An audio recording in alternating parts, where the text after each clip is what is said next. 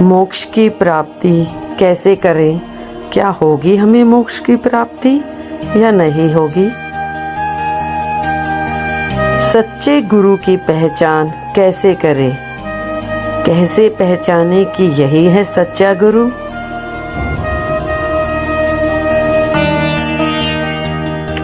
जीवन काल चक्कर से मुक्ति कैसे पाए? क्या ऐसे ही जीवन भर भटकते रहेंगे हम इस काल चक्कर में?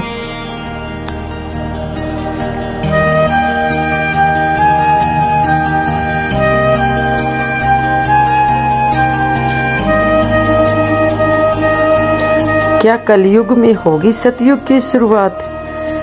ऐसे प्रश्नों के उत्तर जानने के लिए हमारे चैनल को सब्सक्राइब करें और जुड़े रहे संत रामपाल जी महाराज के दिव्य वचनों के साथ।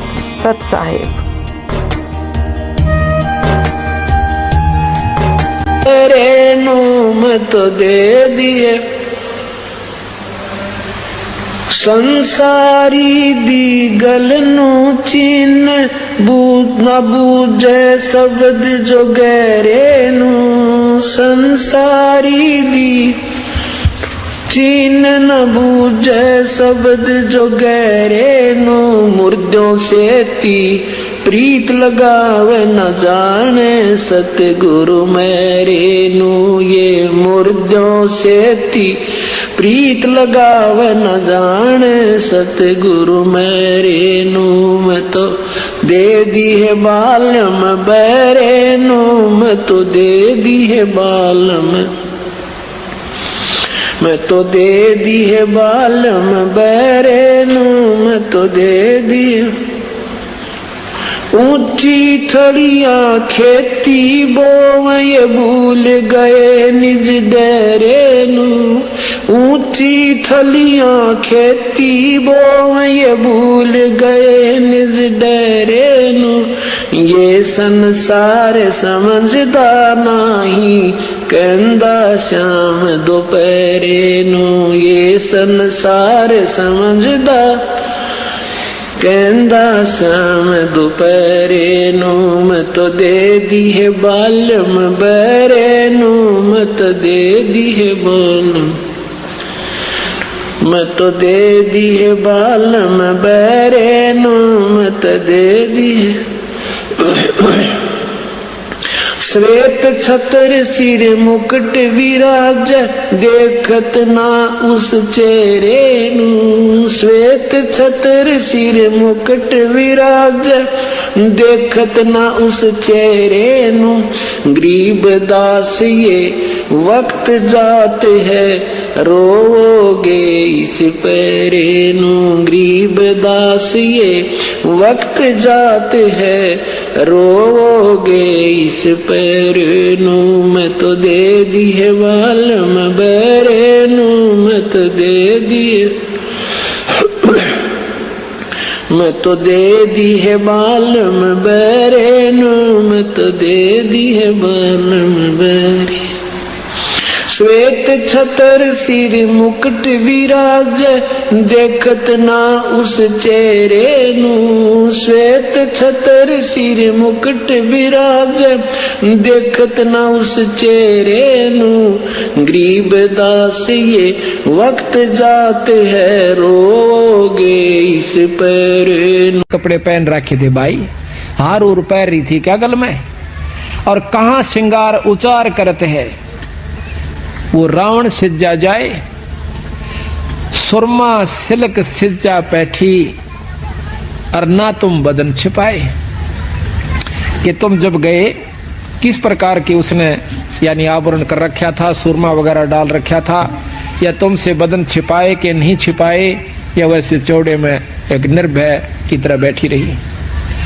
अब बोले पौनी, अब हनुमान जी कहते हैं रामचंद्र जी से, बोले पौनी, पौनी कहते हैं पौनिक यानी पौन का जाया हनुमान जी।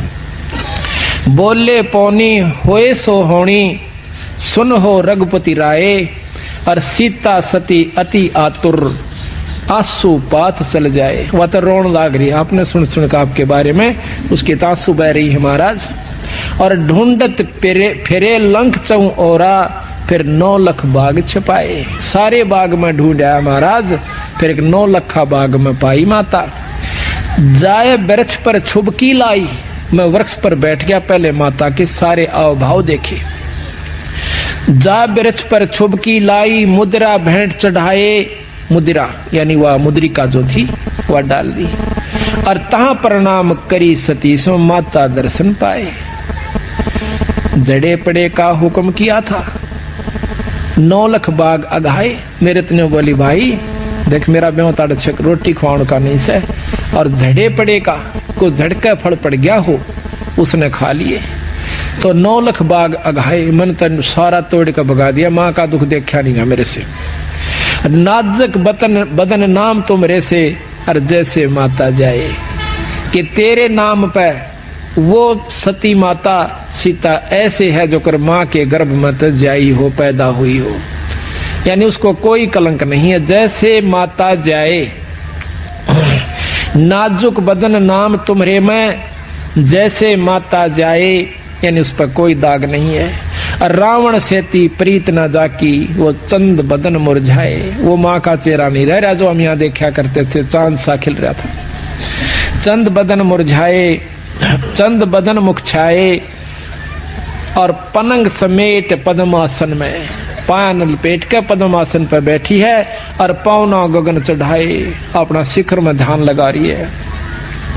तिरकुटी संजम ध्यान तास का, सूरज कमल उगाए, हार डोर नहीं पाठ पटंबर, सीता मन मुरझाए। मुरझाए मन से रहती है। अगर मालवय मूरत सूरत गरीब दास पद गाए, अगर मालवय मूरत सूरत गरीब दास पद गाए। तो इस प्रकार जब हनुमान जी वहां जाते हैं तो ये उसको भाव देते हैं। अब यहाँ पर गरीबदास जी महाराज ये उदाहरण देकर और हमें न समझाओ भाई, मैं भी तुमने जब छुटवाऊंगा जब थारी आस्था इतनी मेरे में हो जाएगी। जिस प्रकार सीता कैद में थी और तुम यहाँ वो रावण की कैद में थी, तुम काल की कैद में हो, और मैं अपने शब्द को जब भेजूंगा तुम्हें लेने के लिए, जब आपकी आस्था मेरे में उस सीता की तरह हो जाएगी।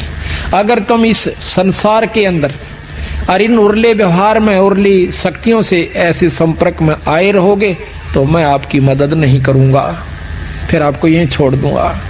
इतनी आपकी आस्था जब मैं देख लूंगा कि जिस प्रकार सीता जी ने ना तो कोई श्रृंगार स्वभाव था, ना कोई स्वाद अच्छा लगा था खाने और पीने का, ओढ़ने ना पहनने का, हरदम चिंता बनी रहती कि मैं कब वापस जाऊंगी। इसी प्रकार आपकी आस्था जब बढ़ जाएगी वापस सतलोक जाने की, तो मैं तुम्हें छुटा ले जाऊंगा। ये उदाहरण देकर बंदी छोड़ हमें समझाना चाहते हैं।